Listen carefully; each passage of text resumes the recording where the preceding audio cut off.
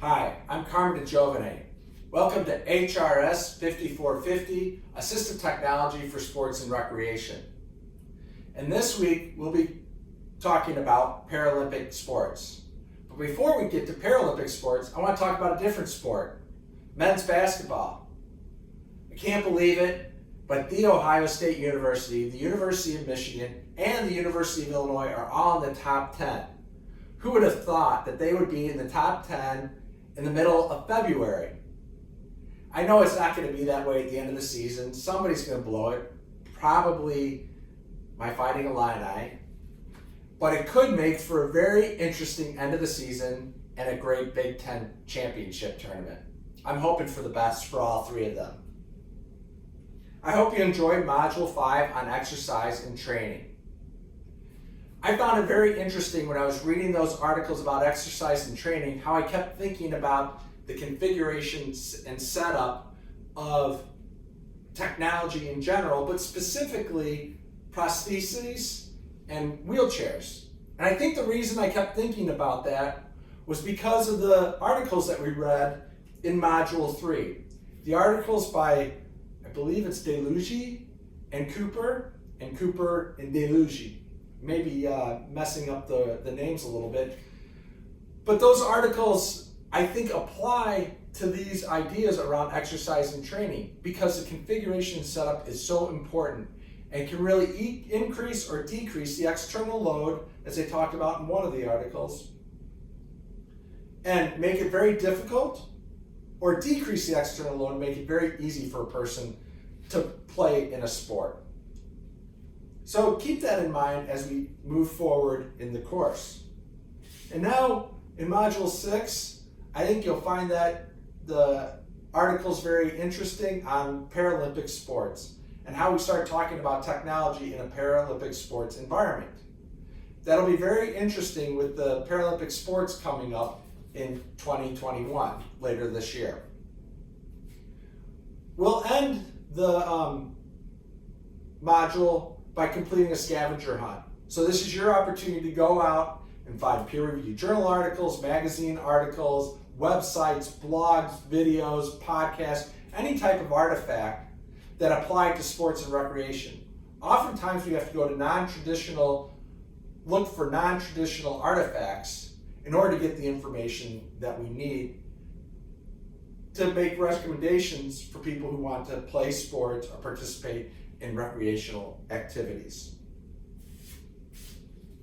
I want to finish by talking about the videos that I recommended you watch from last week. The one on by Boston Dynamics that was on the dog with an arm, or the robotic dog with an arm, and just ask, did you enjoy it? Did you get a sense of how you could use that in sports and recreation? How a person with a disability who's using a wheelchair could use that robotic dog to help them retrieve things when they're outdoors, and how important that could be when they're, for example, camping. Or how the other device, the brain implant and wearable, can allow somebody to go fishing, for example, or go and take a photograph outside in the outdoor environment. So I just hope you found those videos to be interesting, and then you got a good sense that there's many technologies out there that people can use to be able to participate in sports and recreation.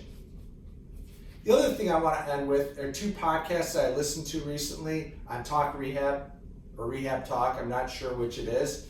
These are interviews that Bill Moulton completed. Bill interviewed Jeannie Minkle in one of the podcasts and Mark Schmaler in the other podcasts. In the podcast with Jeannie Minkle, Jeannie is a master clinician and physical therapist, and she provides an overview of assistive technology. I think that historical overview that you might find it very interesting to get a sense of how assistive technology has changed over time and how the service delivery process has changed over time. She ends by talking about a unique service delivery model that they have at Independence Care Systems in New York City. So I'll have you listen to the podcast so you can learn a little bit more about that. But it's a very unique model with some interesting policies. Which brings me to the second podcast, the one with Mark Schmaler. Mark is clinical faculty at the University of Pittsburgh. He's the director of their continuing education program, and is also vice chair, I think it's vice chair, for their Master's in Rehabilitation Technology program.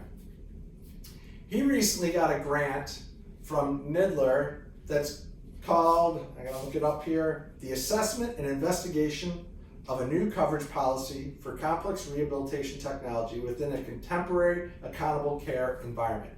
It's a lot of words, but what it really gets at is getting the right wheelchair for the right person at the right time. I think you'll find this podcast interesting because it'll give you a sense of what does the service delivery process look like, and potentially how we can transition that model, that service delivery process, from a medical model into a consumer model. And that's important when we're talking about consumer model and sports and recreation, because oftentimes assistive technology in sports and recreation falls under that consumer model. That's all I have for you this week. Enjoy your week, and as always, reach out to me if you have any questions.